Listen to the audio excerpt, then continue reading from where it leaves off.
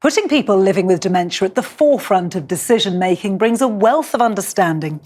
The National University of Ireland, Galway, is developing people-centred research and policy frameworks to bring change to the dementia landscape in Ireland. Robin Ross went to Galway to see how this way of reimagining dementia care is making a difference.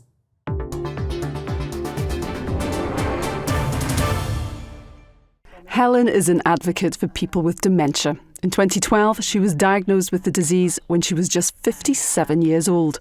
This very interview is testament to her determination to not give up. Niamh is here to support me with my promise, because I am not going to remember everything that I want to say to you, but those small promises took me 5 hours to write. Helen's work takes her all over the world. It involves a lot of planning and a lot of help. It's a far cry from when she was first diagnosed. She gave up her job and quickly became depressed. There's nothing more difficult in my life than to have to tell my child, to have to tell my only son, my only child, as he was just embarking on his career, that his mother had Alzheimer's. It was her involvement in research that brought her hope. Helen works with the Centre for Economic and Social Research on Dementia, CESRD, based at the National University of Ireland in Galway. The vision for the centre is to provide transformative research and policy frameworks that will support people with dementia to carry on living their life in their community. So we think of the person and uphold their rights as a citizen. It's part of the Irish National Dementia Strategy to improve diagnosis, services and combat stigma. One of the biggest problems is when someone's diagnosed with dementia, they become invisible. The aim is to be visible, so they remain part of the community. I think what we're really trying to change is to make people visible, ensure they're connected to place and people and their friends. And I think the challenge is to make sure our resources are allocated in a way to make that happen. I was advised to tell everybody, and once I told people, it was like a whole relief. It was just such a relief to tell people that I have Alzheimer's. The post office knows I have Alzheimer's. The bank knows I have Alzheimer's. The local shop knows I have Alzheimer's. In Ireland, there are estimated to be 55,000 people with dementia, many undiagnosed. In 10 years, it's predicted to be 100,000. In 20 years, the number will be 136,000. A major TV and radio campaign showed people with dementia telling their stories. It struck a chord. We measured the impact on awareness and understanding, and we could see that there was a 9% of increase in understanding of the disease.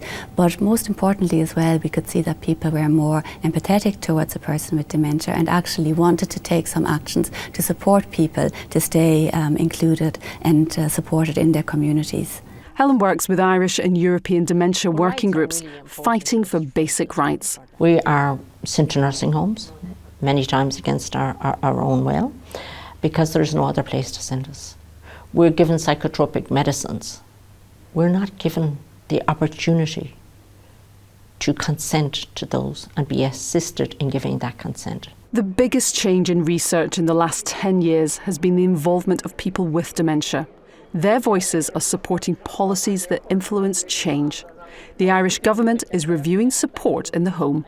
We did do a research study with people who had very high levels of need, and we found that when this very kind of tailored care was offered and provided, that it was still cost effective for a long period of time. So it really is possible to support people to remain living well at home. Importantly for Ireland, there's new legislation about to happen, which is to do with rights for home care.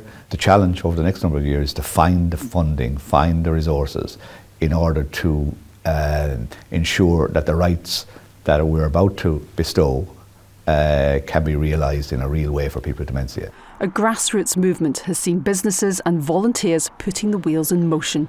They all look at what can we do to actually make sure that a person can access my premises, but also that our staff members are aware of how we can support a person when they need that little bit of extra help. Remaining part of society has given Helen purpose.